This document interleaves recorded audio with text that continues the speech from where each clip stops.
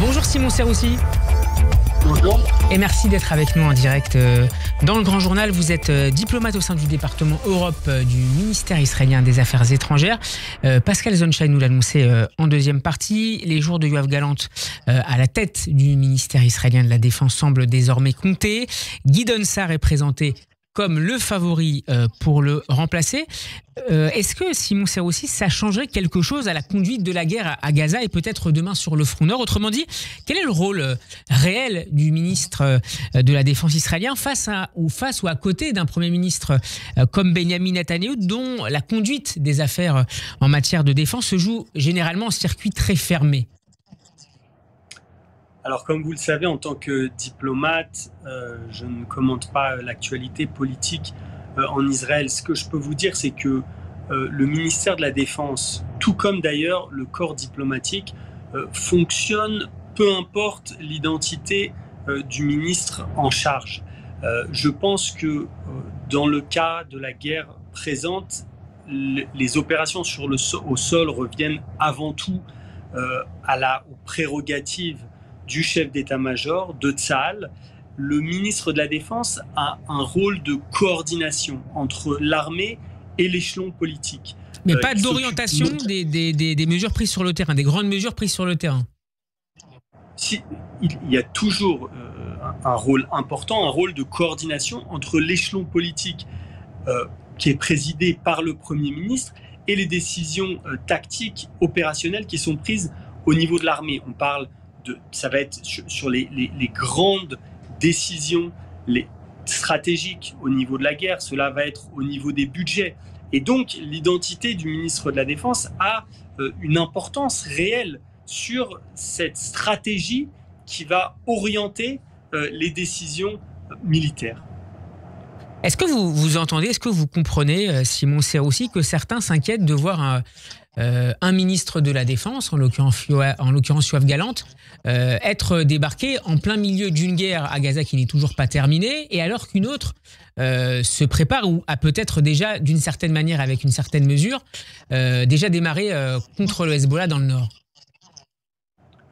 Encore une fois, je ne peux pas malheureusement commenter ce genre d'actualité, l'actualité politique. En tant que diplomate, j'ai un devoir de réserve. Je pense que, encore une fois, l'armée israélienne, le corps diplomatique israélien travaille, peu importe la direction politique qui est en place dans le pays, afin de servir les intérêts sécuritaires et diplomatiques du pays. L'armée va continuer à travailler, peu importe l'identité du nouveau ministre de la Défense. Concentrons-nous donc, Simon Serroussi, sur ces politiques qui sont menées et ces discussions en cours, notamment cet échange entre Yoav Gallant la nuit dernière et le secrétaire d'État à la Défense américain Lloyd Austin. Gallant pour qui la fenêtre d'opportunité pour trouver une issue diplomatique à la crise en cours avec le Hezbollah est désormais refermée. Ça veut dire que la guerre est désormais inévitable entre Israël et le Hezbollah? Vous savez, le Hezbollah a initié cette guerre qui a déjà lieu dans le nord d'Israël. Il l'a initiée le 8 octobre, un jour après les massacres du Hamas, avec des tirs de missiles, avec des incursions constantes sur la frontière nord israélienne. Des dizaines de milliers de citoyens israéliens ont dû quitter leur maison. C'est une situation invivable qu'aucun pays souverain ne tolérerait. Et malgré tout, nous la tolérons d'une certaine manière depuis presque un an. Je pense que le temps est venu pour les citoyens israéliens de pouvoir revenir dans leur maison. Israël l'a toujours dit, nous préférons une solution diplomatique à cette guerre, mais nous sommes prêts à tous les cas de figure, à toutes les options, y compris une escalade militaire, afin de rétablir la sécurité pour tous les citoyens du pays. Je pense en effet que les attaques incessantes du Hezbollah doivent cesser et que nous approchons réellement d'un moment où Israël n'aura plus le choix que de considérer des options qui ne sont plus uniquement diplomatiques. Dans ces circonstances, Simon Serroussi, je rappelle que vous êtes diplomate au sein du ministère des Affaires étrangères israélien, au département Europe très précisément. Quel est le rôle de votre ministère des Affaires étrangères. Est-ce que désormais, c'est d'abord et d'avant tout d'expliquer aux alliés et aux partenaires d'Israël pourquoi justement cette intervention militaire plus large est absolument nécessaire et par ailleurs justifiée sur le plan du droit international, notamment du point de vue des populations déplacées du nord du pays que vous évoquiez à l'instant?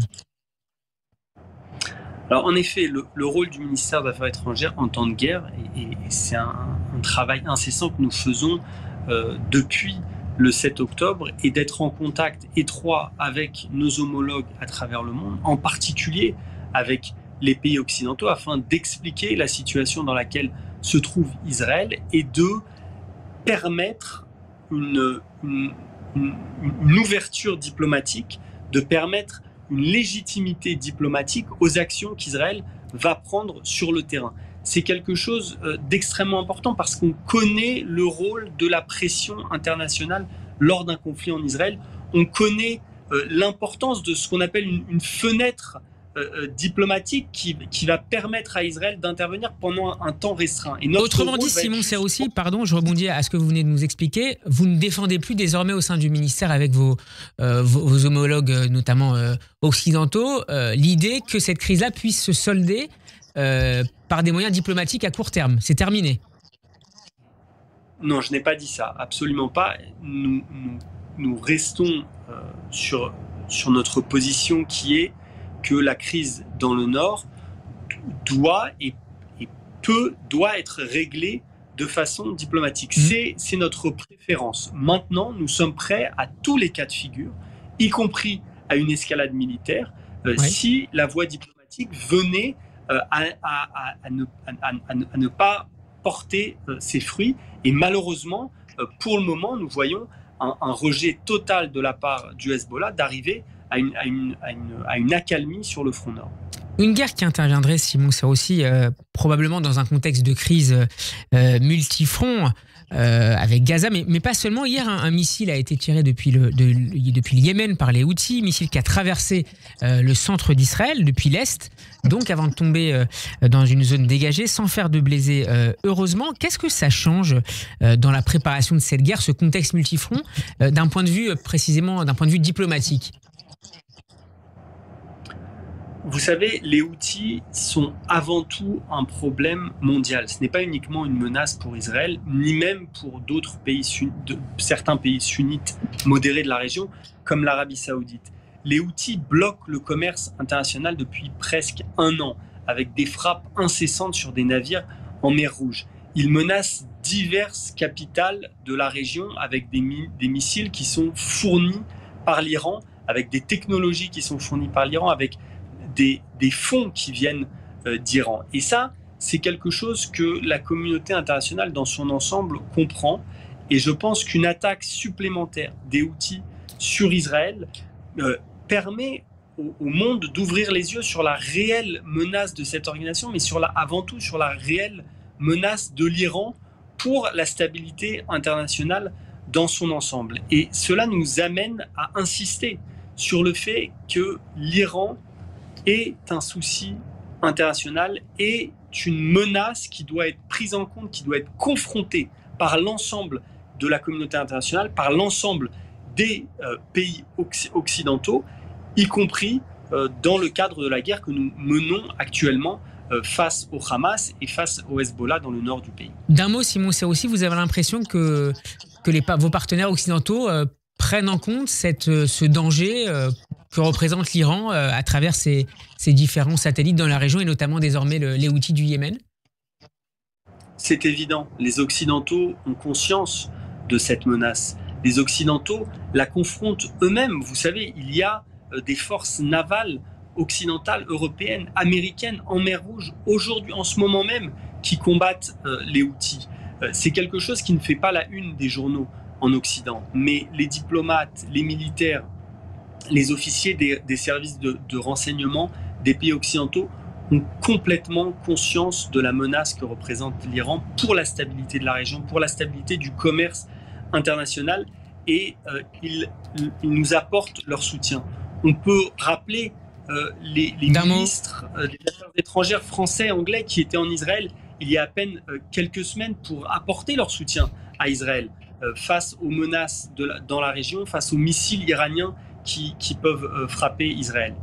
Merci beaucoup, Simon Serroussi, d'avoir été avec nous cet après-midi. Je rappelle que vous êtes diplomate au sein du département Europe du ministère israélien des Affaires étrangères. Un entretien à retrouver notamment en vidéo sur notre chaîne YouTube. Bon après-midi à vous.